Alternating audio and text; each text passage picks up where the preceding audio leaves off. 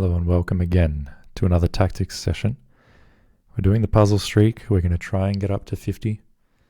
It's a very difficult task. But without further ado, let's get into it. Here we have a check available, so we'll start by looking at the check. After we give the check, the king's going to have to move, or he can move the bishop to block or a pawn to block us. But in any of those cases, we'll be able to take the knight. The other alternative is he drops the knight back here, and in so doing, blocks all of our attacks. But then we're able to capture this bishop, which we can't do immediately, because if we did do it immediately, we would drop our queen. So I think we give a check, we force the knight back, and then either we take the bishop, or we try and fork the bishop and the queen, although the obvious issue with that is that the bishop then takes the pawn, getting rid of the fork and also defending the bishop. So I think it's going to be check. Okay, if he comes back with the bishop, well, then we just take the knight. All right, in this instance, it looks like we've got a lot of pressure coming down this way. We've got 3 different pieces attacking the knight, which is only defended twice. So, let's see what happens here. If we take like this, that's a check as well. So it's probably the one we'll start off with. Now after check, we've just taken a piece, so I don't expect he's just going to move back out of the way and allow us to, well, mate him. Or move even this way and allow us to take another piece with check or safely retreat. So I think after this he's going to take. He's not going to take with the queen because then he just loses the queen. So he would take with the bishop, at which point we can take again. And we've taken another piece, so he's very likely that this just wins a piece. Now, there you go. Tunnel vision. Let this be a lesson that when you see a good move, don't just play it. Look for a better move. And as it actually happens, taking on f6 is okay in the sense that we're not losing or anything. But, you know, at the end of the day, we're very equal. We both have a queen. We both have a light squared bishop. And then we have a dark squared bishop and a pawn for their rook. It's kind of difficult. It's tricky. And it's nowhere near over. Whereas if we had looked at maybe some of our other checks, this was one and this was the other. Well, now it's a totally different story, because no matter where he goes with the king, we win a full queen here. And assuming he captures back, well, then we can take this knight anyway. And look at this, we have a queen for a rook. Okay, it's a total whitewash here, so to speak. So we got through a massive streak there of 1. Let's try again. Let's try and be a little bit more methodical now. Here's a check. There are other checks available, quite a few of them to look through. But this really looks familiar to me, this particular one. It almost looks like something out of Chernev and Reinfeld's book. It's not quite the same, I don't think, but it's very similar. Let's see what happens after check. Because we're checking him and taking away all these squares, he either moves the king or blocks with the rook. If he blocks with the rook, we can take the rook with a check he takes, and then we take this, and we're just simply going to be up a full rook. And if check any moves, either here or here, well, then we can take this and it's going to be mate. So this just wins a full rook. Now here it looks like we can, well, forgetting about this because it's not a check, let's look for our checks. Here's one. Here's one. Yes, this is also, these two things here are also checks, but they don't really look as good because he's simply going to take or take. So let's have a look at this one. Check. He can't block with either of these pieces because we simply take. If he blocks with the pawn, well, then we take the queen. And if instead he moves the king, well, then we take the queen as well. So this is going to win a queen, I thought. And again, we've got to a massive streak of 1 and only. Let's just see what would they have done after this check. Well, he can block with the queen. I didn't see that he could do that. He could block with the queen, and now the game goes on. We're a little bit worse. or considerably worse. Whereas after this check, this still applies. But what I did see was that this was possible. And then we're supposed to give another check. Then if he blocks again, we can give this check. And when he comes here, we can give this check. And then when he comes here, we can give this check, which really forces him to take this pawn, at which point, I mean, this is so close to mate, it's almost unbelievable that it's not mate. And after he takes there, finally we can give a check and win that queen. Now, no, we don't win the queen at all. We give a check first. Then when he moves, we take the queen. If he takes back now, we take the rook as well. Now look, that was actually a really long sequence to finally win the queen. And I absolutely didn't calculate that. I feel far too tired to calculate that. You can probably hear it in my voice. You can probably see it in the results. I've gone for 2 from 2, where I've only got a streak of 1. Let's see if we can have a bit of audacity and have a bit of grit about us and see if we can do something a little bit better this time. Here I feel like this comes with the threat of, well, basically nothing. Let's be methodical. We've got a check here. We know that being methodical is important when we're tired. Check if he takes, well, we simply take ourselves here, and thereby we're up an exchange and a pawn. So I think after check he's likely to move his king somewhere instead. In that case, we can move away. However, if we do move away, let's say if he's here, if we move away, he's going to actually take this rook. So we have to be very careful about that. We can go check, and when he moves, into to try and attack us, then we can slide across and give another check. And that would actually be mate, if I'm not wrong. So check, doesn't matter where he goes, this would be mate. And because of that, he actually has to take with the rook. Then we take back, and we're in a better endgame. Alright, let's see if we can get to a streak of 2 here. Let's be methodical, looking at some checks. Here's one. And it looks like that's the only check, but it's not quite, because there's also this check. Let's look at the more reasonable one first. After we give this check, there's no way he can block anything. He's completely mated there. It's a mate in 1. Thank goodness I saw that, hey? Here, let's look at some checks. This is probably the most reasonable one to start with. Forces him to recapture with the rook. Then we recapture with a queen, supported by this bishop. It's a mate in 2.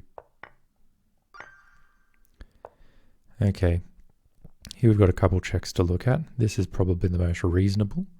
It completely forces the capture from the rook, and then we have a checkmate with our queen, so no need to go further when you see a mate in 2 that's definite. Here we've got, this is the most reasonable check to look at first. He has to move. Then we can swing back and give another check. But why would we do that when we can just follow him into the corner and mate him? Alright, we've got a bit of an endgame on our hands. This is the most natural move, taking what's called the opposition from the king, where we are on the same coloured square opposite each other. Also, we advance our king to a more advanced square. We threaten to take this pawn. How can he actually defend this pawn? Well, he can't. Maybe he counterattacks. Well, he can't do that either, but let's say he does try to come down here. We take this pawn. If he starts coming back around, we take this pawn too, and we're going to promote. I mean, what else is there really? Even here, I think we take, and if he comes in here, we come here. We're going to hold him off. Let's go a little bit further in this extremely tired state of mind. We've got a check here. That's probably the most reasonable check. There's also this check, however. Let's start with this check. Say he takes with the bishop. I don't see really a follow-up. If we take this check, he takes with the king. We have this check, but he takes with the rook. And again, I do not see the follow-up.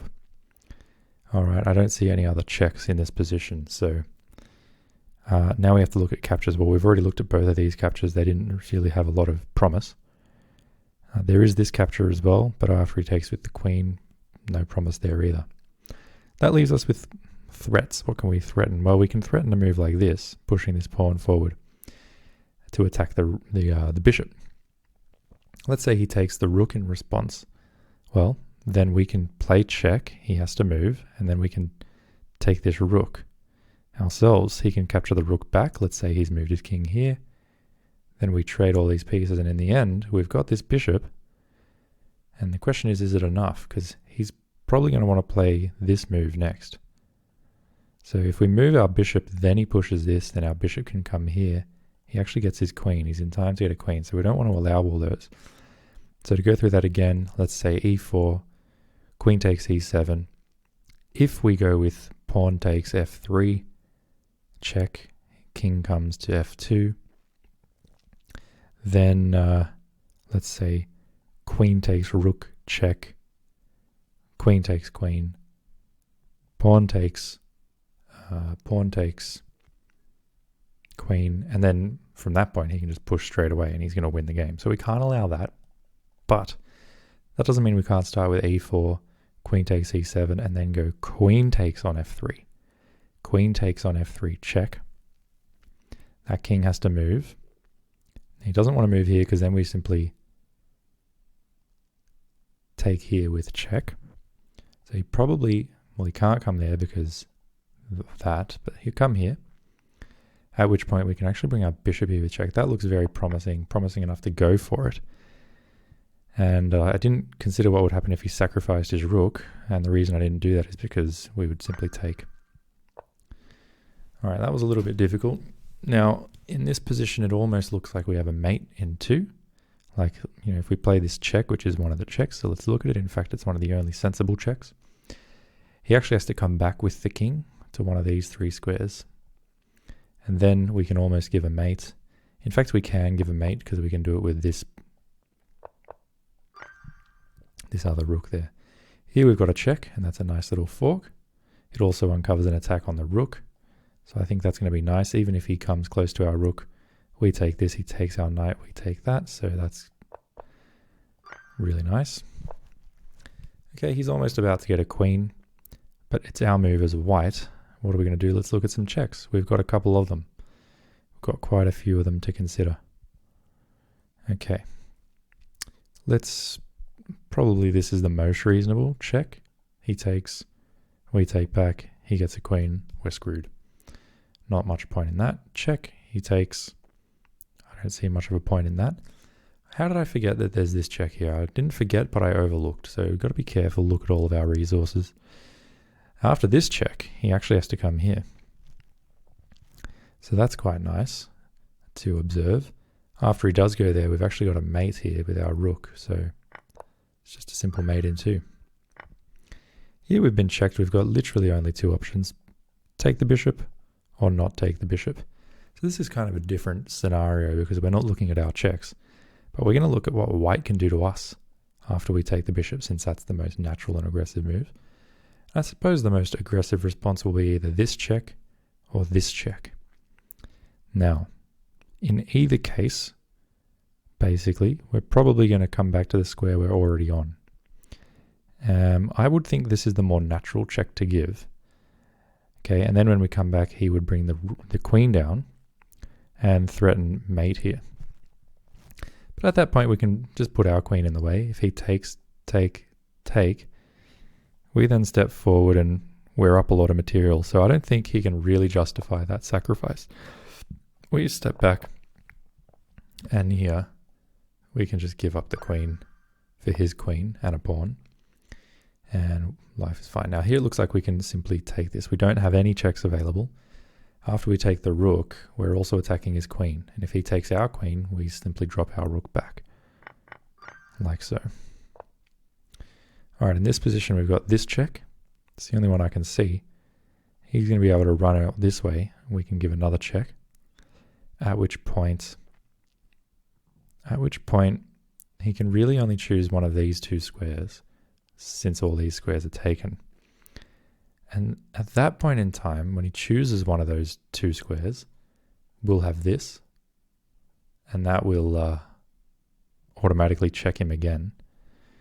And so in so doing, we want a pawn, and we've got a very strong attack on that king. That king can never escape, this way, because our queen will be covering that and our bishop covers that. So he's never going to be able to come here, which means that after we get the queen here and our rook's over here, and he can't come this way, he's probably going to have to take this, and he's just in absolute no man's land at the very least there.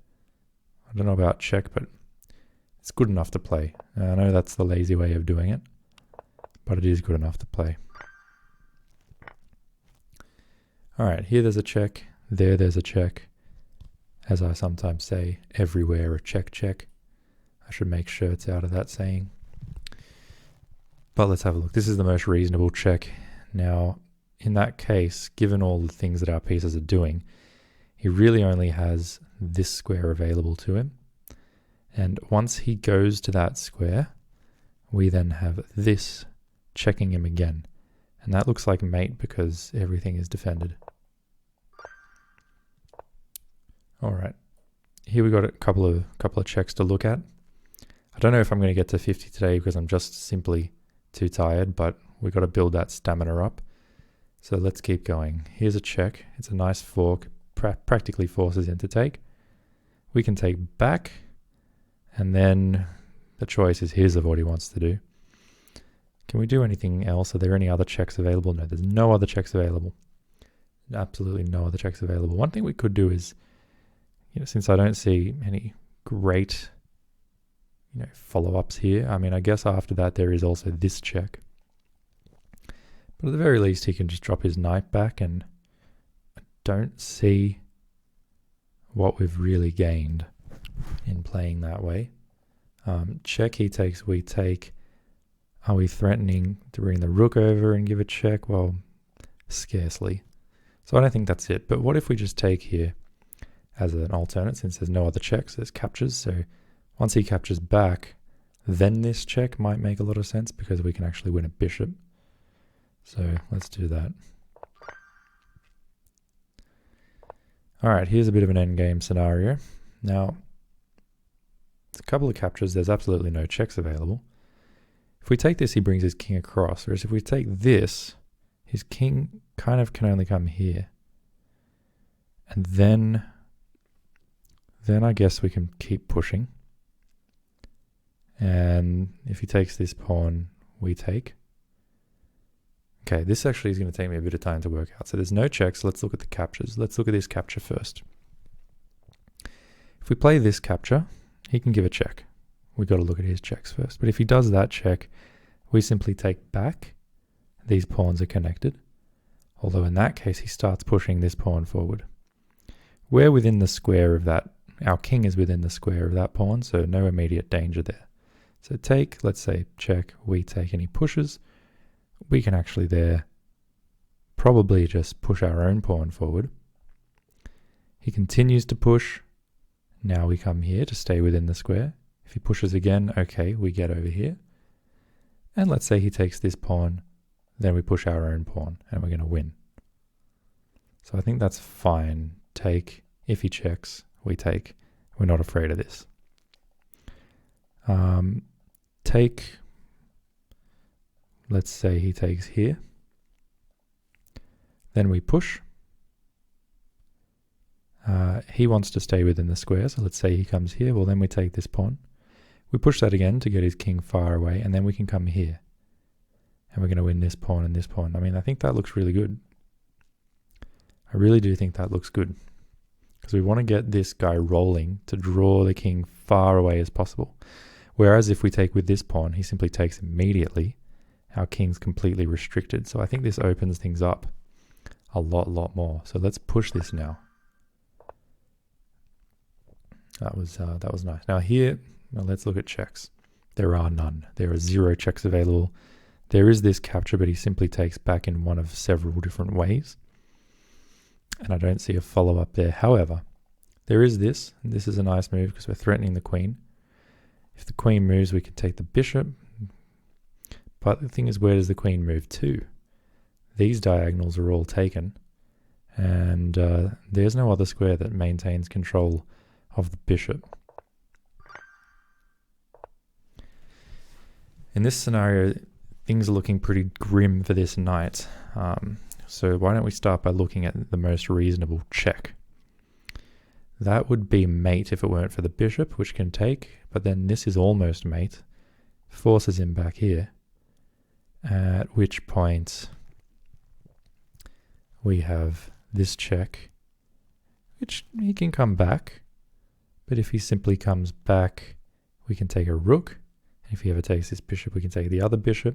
I'm not 100% convinced of that, to be completely honest. After check, check, check, he comes here. Sorry. Check, check, he's forced here. Any other finishing moves we've got there? I guess we can bring the other rook across, and then we're threatening check, he takes, check, he comes here. No, still not. Any other checks we have to consider? There's this, I suppose. I mean, there's also this. He takes this, we then take here and take there. Not so sure about that. I think this is probably going to be the move.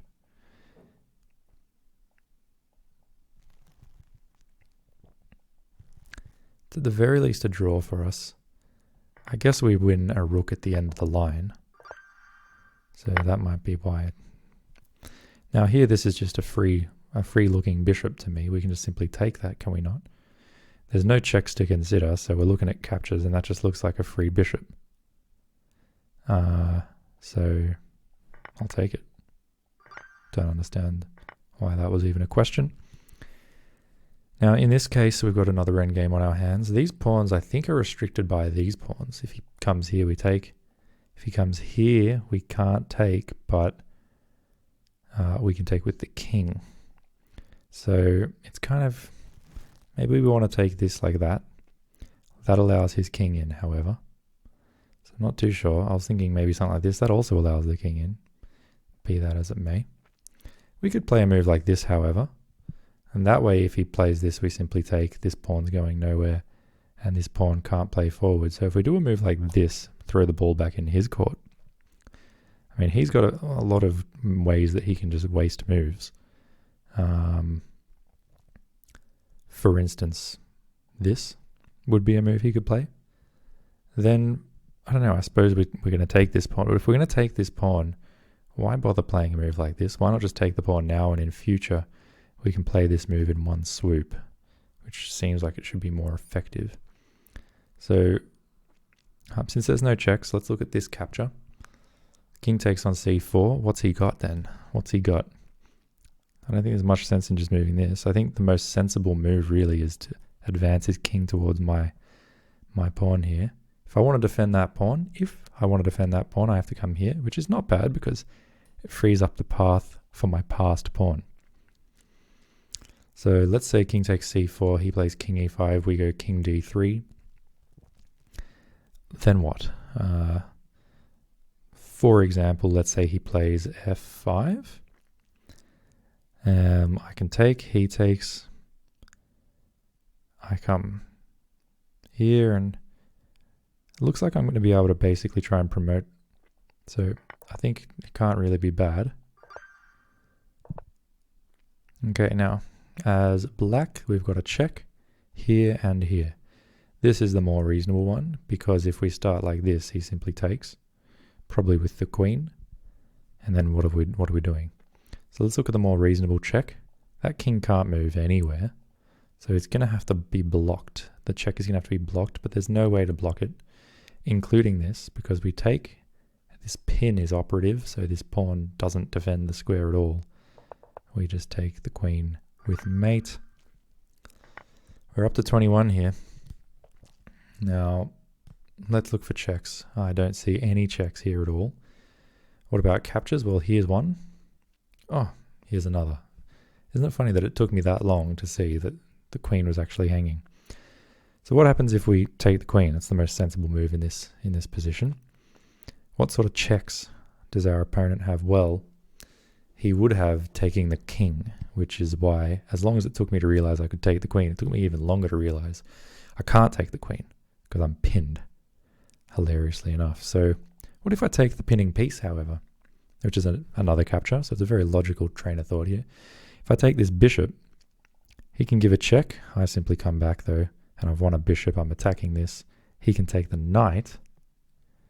And then when I move, he's going to take the bishop. No, because I'm defending the bishop. So if I take, I think his best move probably there is this. And maybe then, is there another way to block? I mean, maybe I block like this, except then I get mated. I can block like this, except then he takes my rook. So if I take this, he comes here, I come back, he takes this. He can't take that actually because I'm defending it as well. So if I take this and he gives a check, I just drop back and I've won a bishop. He doesn't want to let me just take a bishop, however. There's no other checks he can sensibly give. So this is a free bishop unless otherwise stated. If he captures it in either way, then I can take the queen. So that's a free bishop. We drop back now. All right, we're black. Let's look for our potential moves. Here's one. It's a check. What I like about it is it's a check. It forces him to come to these squares because all the other ones are captured by our pieces already. So if he comes to some of these second rank squares, then we can move our knight away. We can move our knight away with check. And when he moves, we can win another pawn. So I don't think he's necessarily going to want to do either of those moves. I think it's most likely that he'll take this pawn back. And in that scenario, he's also attacking this other pawn. What can we do about all that? Well, we could come here, which, by the way, is another check. And I think let's look at that first because this scenario is getting a bit out of hand. You know, he's winning pawns. His king's getting active. All of a sudden, his king, bishop, and rook are all around us. We've lost our only remaining hopes here. Whereas if we do this, these pawns are doing a nice job of keeping everything contained. The rook contains him to the upside. This pawn does a nice job here. So really, after this check, he's restricted to this square right here. And then we've got this check, which looks a whole lot like checkmate. So, okay, we got there in the end. Here there's a check. He can take back with the rook. Here, there's also this check, but he simply takes. That's basically nonsensical. If we take the bishop immediately, he can take our rook with check, and then when we move, he can hide his rook, so we've lost an exchange. So I think we probably do need to start with a move that protects the rook. One of those could be this move, just to move the queen away. Say, get out of here. Even if he takes the pawn, we then take the bishop. And that would be nice. If he decides he wants to take this, we can simply take back. And if he decides to take our bishop, counter-attacking our queen, well, then we take the bishop. That's an even trade, bishop for bishop. We're still defending our rook and attacking his queen. And when the queen moves away, then we will take the rook in the corner. So I'm going to say that's the move. And after he's moved, let's just take this bishop off the board. Here we have a very obvious check. When he moves, we don't yet have mate because he's defending that square. But what we could do there is push our pawn forward. Now we're threatening mate. We're also threatening mate here. It's going to be very hard for him to do anything about those dual threats. So once we've played this, okay, he can give up his queen, I suppose, but we take the queen in that case. Meanwhile, he's got this check, but we can take. He's got this check as well. After that check, we probably move. And then if he checks here, we take things. I think we can handle all those scenarios. Another option, though, is we could start with this check, but then he blocks with his king. We don't make any further progress. So I'm going to go check and push. And that is the end of the streak because why? I'm not sure. Let's try and at least work out why, because I think we're going to call it a day here. So check, he moves. What was wrong with if we push the pawn forward? Let's just try and see. If we push the pawn forward, he does have this check. There, I suppose I can take with the king. If I take with the king, however, he then jumps the knight away with check. And maybe he does that like this, for example. Or like this, for example. And then I move back over here. He has this check. No, he doesn't. I mean, I don't know what's wrong. Let's see. Here he goes check. If I take with the king, he does move the knight away. Let's say I jump back. He goes check. Things aren't looking very good when you're getting mated. Alternatively, if I'd taken like this, he still gives check. And if I take, we're still going to get mated. Or at the very least, lose a rook. But this is looking a lot like a mate situation. So that is why we had to be more violent. We didn't just have to threaten mate in 2 ways. We had to give a check. Just force the queen back. It's nice and simple. Now it's just a mate. It's such a shame because otherwise we would win a rook as well. Alright, so that's a very tired half an hour, but it's half an hour, and that's half an hour better than nothing. Half an hour closer to the goal. A couple of humbling experiences there with streaks of 1. And then ultimately just a streak of 24. Not even halfway to the goal. But we're here. And we're going to keep on showing up. We're going to keep on training. So we'll see you again very, very soon.